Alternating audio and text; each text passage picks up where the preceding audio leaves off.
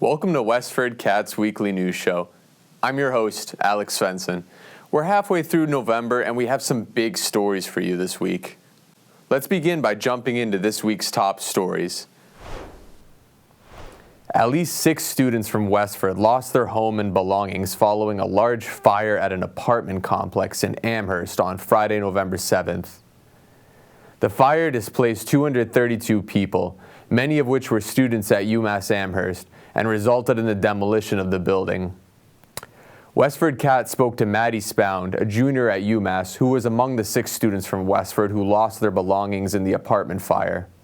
So just watching all those memories go up in flames, I think it was just a devastating scene for everyone to watch.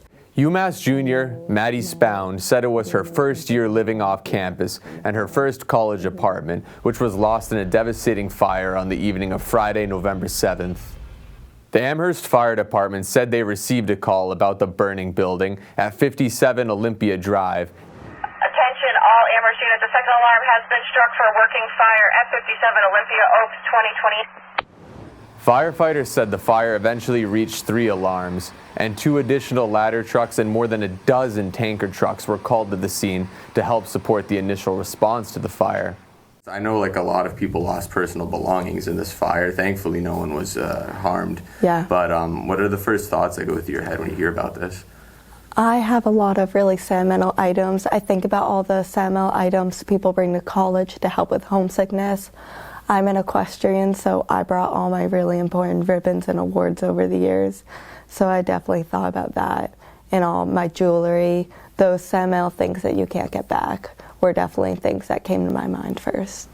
According to UMass Amherst officials, the fire began off campus at a construction site next to the Olympia Drive apartment complex, which the university said is privately owned.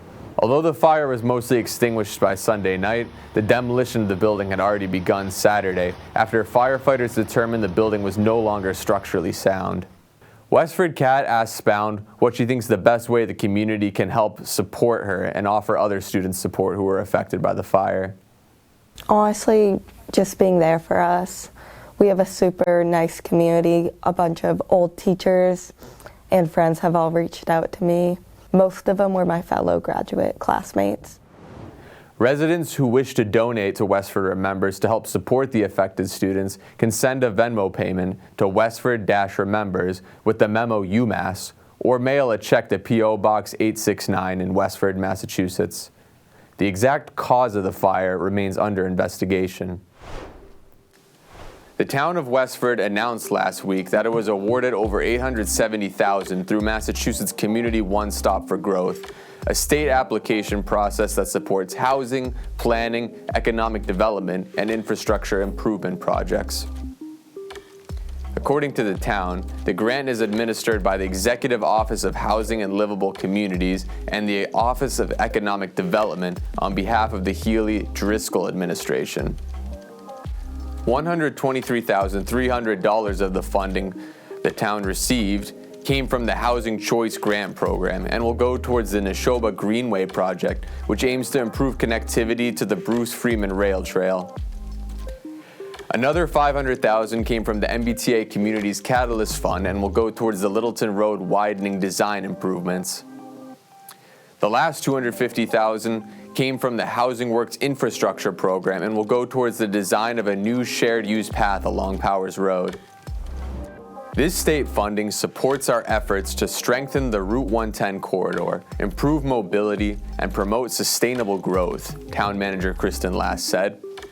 We are grateful to the Healy-Driscoll administration and our state partners for their continued collaboration on projects that enhance quality of life for Westford residents. According to the town, the Community One Stop for Growth combines 13 of Massachusetts housing and community development grant programs into a single application process in order to help cities and towns access funding more efficiently and align projects supporting long-term growth across the state.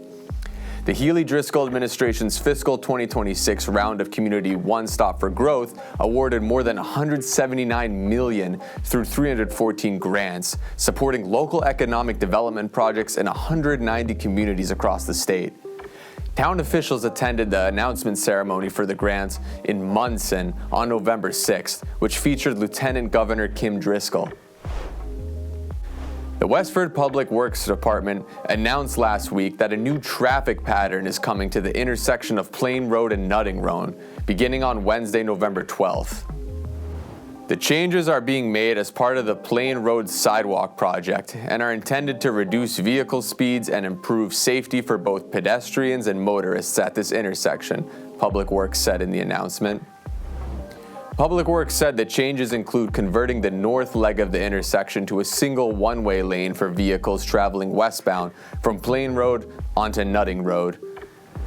As a result, drivers on Nutting Road approaching Plain Road must keep right of the island and stop before turning left or right onto Plain Road, Public Works said.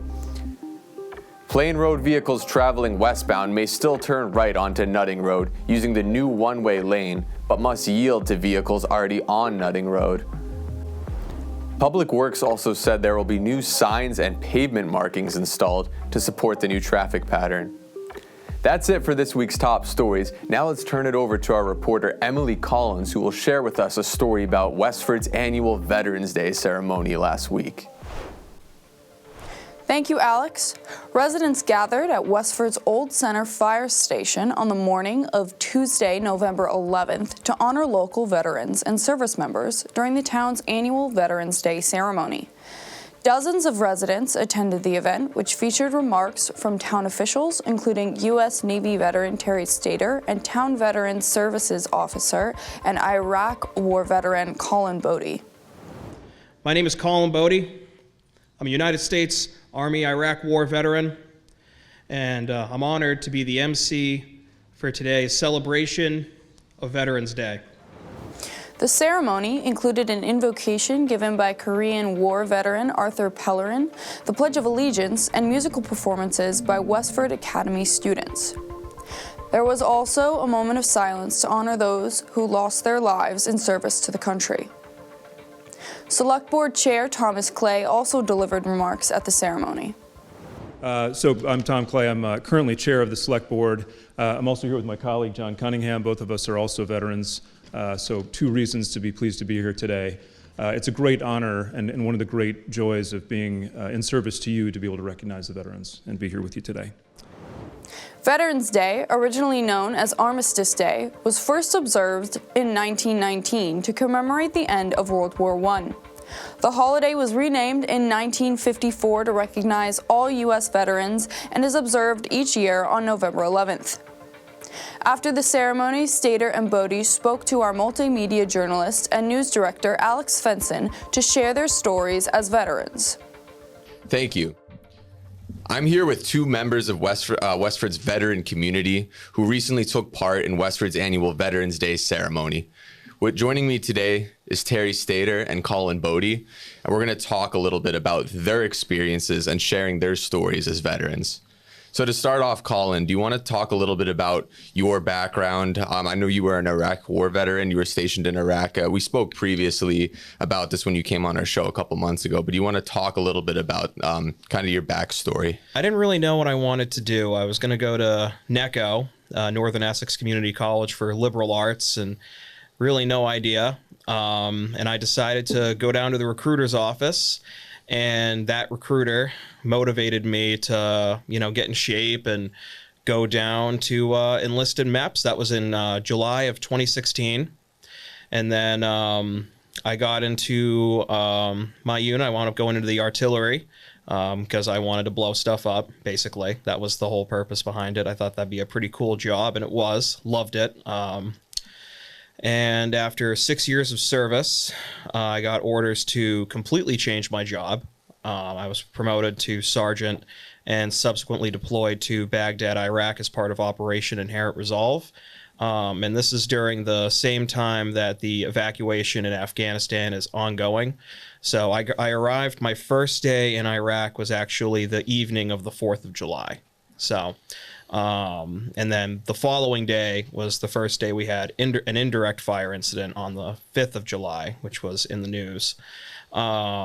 So I was in Iraq from July until early November, and then I was medevaced twice for cardiac incidents.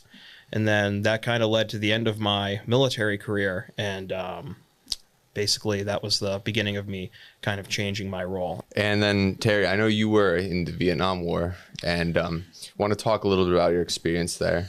Sure. Yeah. Well, I enlisted in 1971. I actually was one of the last of those that were getting draft notices. So I decided to pursue the Navy rather than get drafted by the Army. So I actually enlisted. I was in college. I was a freshman at University of Toledo in an electronics engineering program.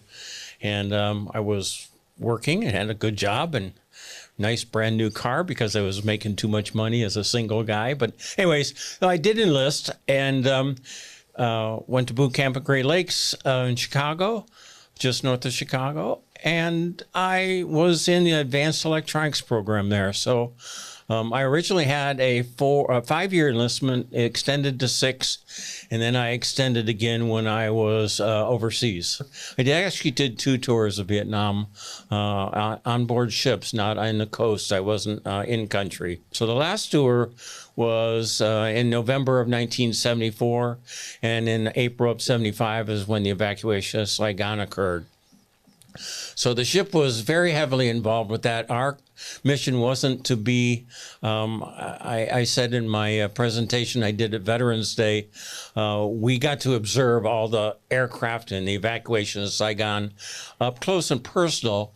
We did not take any evacuees. We were considered a man-of-war ship. We didn't have the ability to handle any of the evacuees, but the aircraft carriers and the amphibious command ships did. That was a real interesting series of days. There were so many boats in the water. They were hazards to navigation, the little small boats, everybody trying to get out. And listening on the traffic on the radio was pretty harrowing to listen to all the maydays from the small airplanes and other people that were just trying to get out of Saigon. And there were people that weren't able to. They just couldn't take everybody.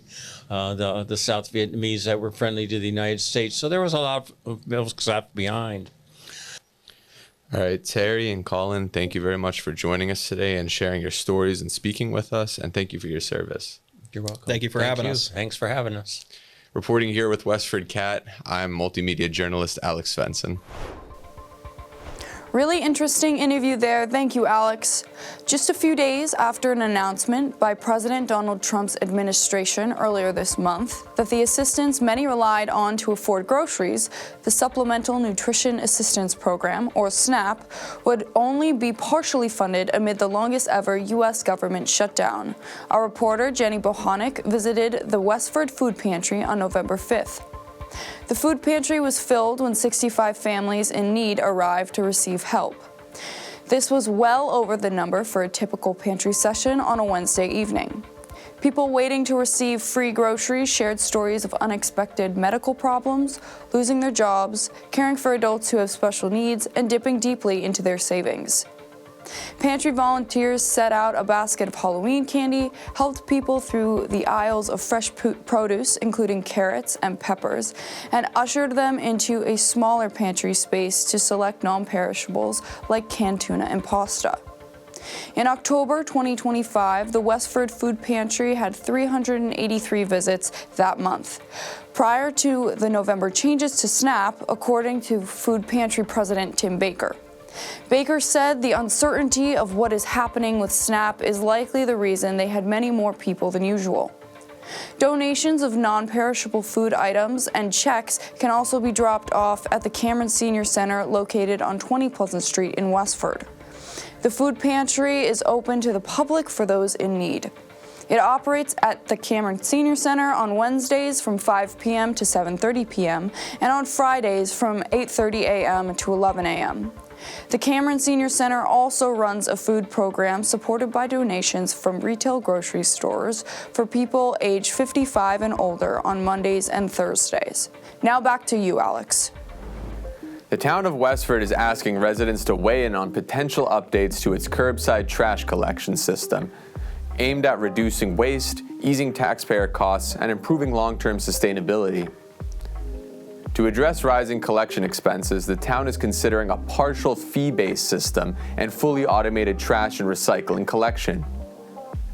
Under Proposition 2.5, collection and disposal costs have outpaced property tax revenue growth.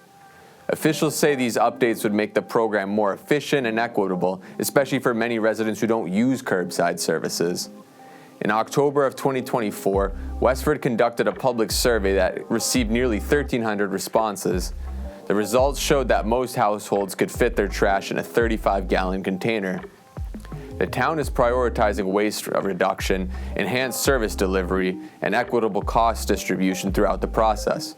The goal is to reduce the amount of trash that enters the waste stream, to lower environmental impact and taxpayer costs, improve efficiency through automated collection, and finally move away from manual collection and ensure the cost of waste collection is paid by those who use the service. The recommended plan is a hybrid PATE program where each eligible household would receive one 35-gallon automated cart at no additional cost. For those households generating more trash, there are two other options. Use overflow bags sold at local retailers for $2.50 to $3 each, or use a second 35-gallon cart available by subscription for $180 to $240 per year. If implemented, a portion of the program revenues or grants may be used to expand recycling and waste diversion programs, such as composting services or additional collection events.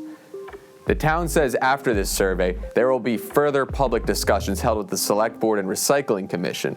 The town will keep residents informed with any updates. The Westford Business Association held its annual meeting on October 5th at the Nabnasset Lake Country Club. The event marked a significant milestone for the organization as it formalized its leadership structure following its Reformation period and brought together local business leaders, community partners, and elected officials. The members elected the organization's first formal board since its restructuring. The newly elected officers are Brian Eller as president, Mary McCauley as vice president, David Brown as treasurer, Kelly Silva as secretary, and WestfordCAT's own Sarah Fletcher as executive director. The board also includes several committee chairs and members serving staggered terms to ensure continuity of leadership. Board members include Patty Mason as EDC liaison, Julianne Gauvin as communications director, Marianne Serafin as events manager, and Michelle Clement, Marshall Ben Tisdale, and Danielle Ducharme as other members. The featured guest speaker at the event was State Representative James Arciero, who represents Westford. Arciero reflected on his 17 years of service to the district and shared insights into his work as chair of the Housing Joint Committee and chair of the Joint Committee on Transportation. His remarks highlighted the intersection of business development, housing policy, and infrastructure planning that impacts local communities like Westford. Now let's have a look at this week's weather forecast. Temperatures will be in the low to mid 40s throughout the week, pretty typical for this time of year, with partly cloudy skies throughout the week. It will also be mostly dry this week, with the greatest chance for precipitation being a chance of rain on Friday night and during the day on Saturday. Fall foliage season is also now ending in Westford and most of Massachusetts, with most leaves now falling off the trees as the nights where we are seeing frost are increasing. Last week also saw a very interesting phenomenon in Massachusetts, which is typically uncommon for the area. The Northern Lights, or Aurora Borealis, was spotted across several locations across the state, including near Westford. That's it for this week's weather forecast. Now let's have a look at this week's sports highlights. The Westford Academy Ghosts football team played a consolidation game on November 7th, beating the Newton South Lions at home. Westford quarterback number 9, Jack LaFawn, scored a great running touchdown in the first half, but unfortunately the extra point was missed. Then Westford running back number 1, Ben Chen, also scored a great running touchdown in the first half, with the extra point being made this time around. LaFawn then scored a passing touchdown ahead of halftime. Following a third quarter passing touchdown from Newton South, Westford deflected their extra point. Westford running back number 21, Cameron Kroom, then scored a running touchdown in the fourth quarter, and the extra point was made. Chen then scored a running touchdown also in the fourth quarter, with Westford again making the extra point. Newton South then went on to score a running touchdown in the fourth quarter, and the extra point was good for them as well, but the Ghosts would go on to win the game 33-13. Despite their win, the Ghosts now stand at 3-6 ahead of the Thanksgiving game, their final regular season game versus Acton. At 5th place, the Ghosts are also now second to last in the Dual County League. Meanwhile, the New England Patriots just had a great win over AFC rivals New York Jets at Gillette last week. The Patriots, who continue to top the AFC East, now face the Cincinnati Bengals, who are third in the AFC North, for an away game on Sunday. Kickoff is at 1 p.m. at the Paycor Stadium in Cincinnati. That's all for this week's edition of WestfordCAT News. We will return on Sunday, November 23rd with more stories. I'm Alex Svensson, and thank you for watching WestfordCAT News.